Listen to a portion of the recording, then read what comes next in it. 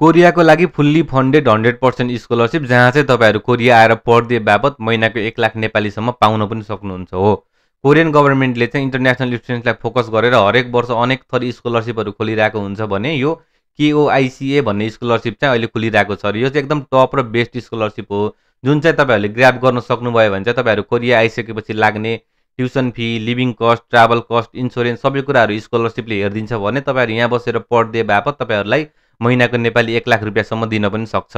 र यसको लागि चाहिँ हाम्रो कन्ट्री नेपाल पनि एलिजिबल छ। त्यही भएर तपाईँहरू कसैलाई चाहिँ कोरियामा गएर पढ्छु, रिसर्च गर्छु भन्ने खालको सोच छ भने चाहिँ तपाईँहरूको लागि यो स्कलरसिप चाहिँ एकदम बेस्ट हुनसक्छ।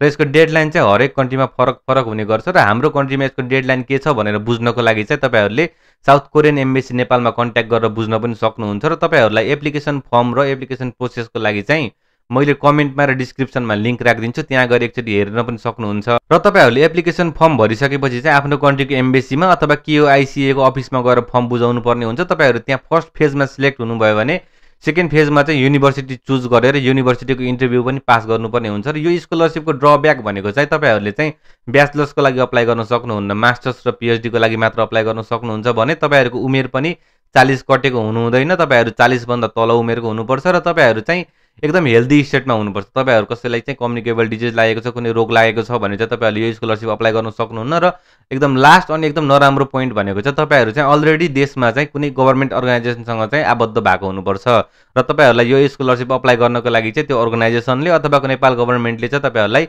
लेटर अफ रिकमेन्डेसन दिनुपर्ने हुन्छ, न त तपाईँहरूले अप्लाई गर्न सक्नुहुन्न। यदि तपाईँहरू कसैको चाहिँ सबै क्वालिफिकेसन मेट गर्छ भने चाहिँ यो स्कलरसिप एकदम बेस्ट छ, अप्लाई गरेर कोरिया आउन सक्नुहुन्छ। के कुराको कन्फ्युजन भयो भने चाहिँ मलाई मेसेज गरेर सोध्न पनि सक्नुहुन्छ, मैले तपाईँहरूलाई हेल्प गर्छु जानेको कुराहरू। Thank you for watching, follow सेम दाइ फर मोर। जय नेपाल।